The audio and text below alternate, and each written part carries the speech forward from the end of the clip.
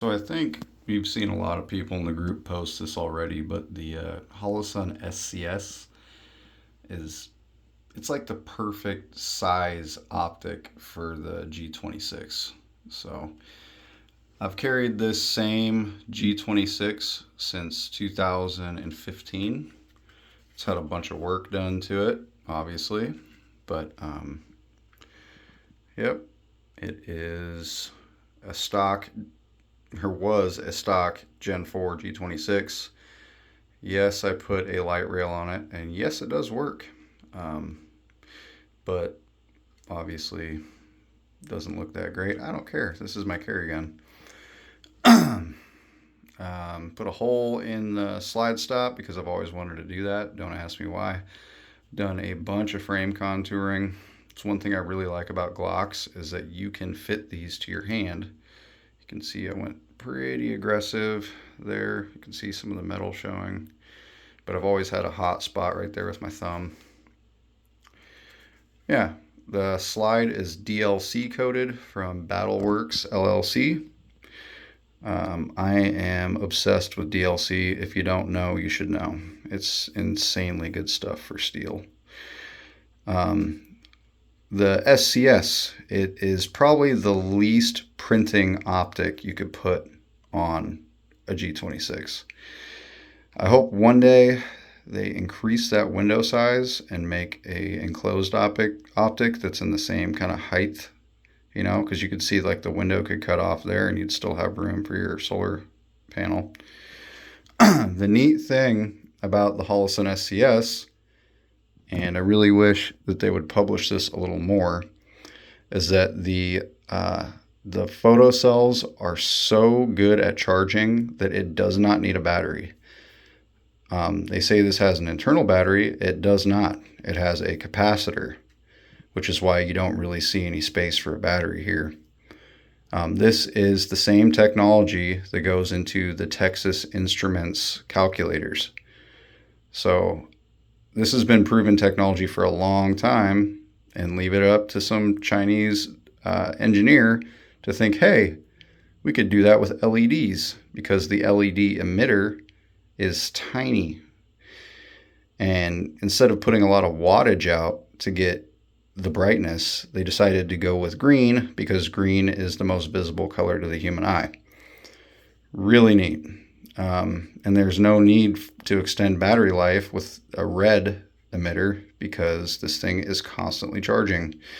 There's a bunch of tests that you can see that people have done where they have put the SCS in a safe for 3 months and then pull it out, and just ambient light in the room is enough to charge it. That photocell is so good at charging the capacitor. It's got a 3 photo sensors in here to adjust brightness. It's got one right next to the emitter. It's got the photocell itself, and it also has a photo sensor right here on the side through the button, which is it's super cool, man. I would love to see an American company try something like that, but you got to give it to Holosun for figuring that out. Yes, I realize the serrations don't match up, and that's what happens when you get an older model milled. The reason Battleworks told me is that that's the way that you could get the cut as deep as it is. So they had to scoot it back there. There is no other option on their site for the G26. And that's okay. It kind of gives you a better grip pattern, in my opinion, because I don't know. At least that's the excuse that I tell myself. The main negative with DLC is the process can leave pitting. And this is from surface rust. I was not aware of any rust on my gun, it causes oxidation, but no big deal. Like I said, I am in love with DLC. Diamond Like Carbon is it's the best thing you can put on steel. It's microscopically, it leaves a crystalline structure on the surface of especially carbon steels and makes them pretty much impervious to chemicals, and Cerakote will say that theirs is better, but Cerakote scratches off and DLC usually doesn't. Even when DLC looks like it's scratching off, it's usually just thinning. Yeah, it's amazing stuff. I really wish that the Gen 5 DLC was as nice as, to be clear, this is Armor Lube DLC, which in my opinion is the top dog. So Battleworks sends their slides out. If you choose DLC, they send them to Battleworks. Battleworks DLCs a ton of military equipment for the U.S. military, so it is good stuff. You can tell this is a workhorse. Like I said, I've carried this for 10 years, so she's had a gang of rounds. I have more rounds on this gun than any gun that I own. Apex Trigger Enhancement Kit, not my favorite, but I love that you can predict the staging of it, right? So it's like a 2-stage. That's your first stage. Boom, second stage. So very nice. We have a Zev OZ9 extractor, which is also DLC coded, has a little bit better geometry.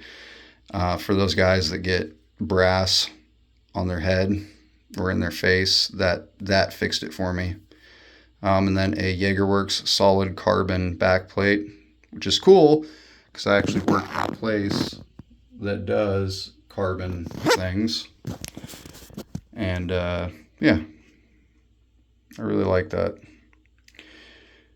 Has all the Apex internals. Who doesn't like a G26, man? It takes a minute to get used to them. There is a trick to it, though. I call it the awkward handshake.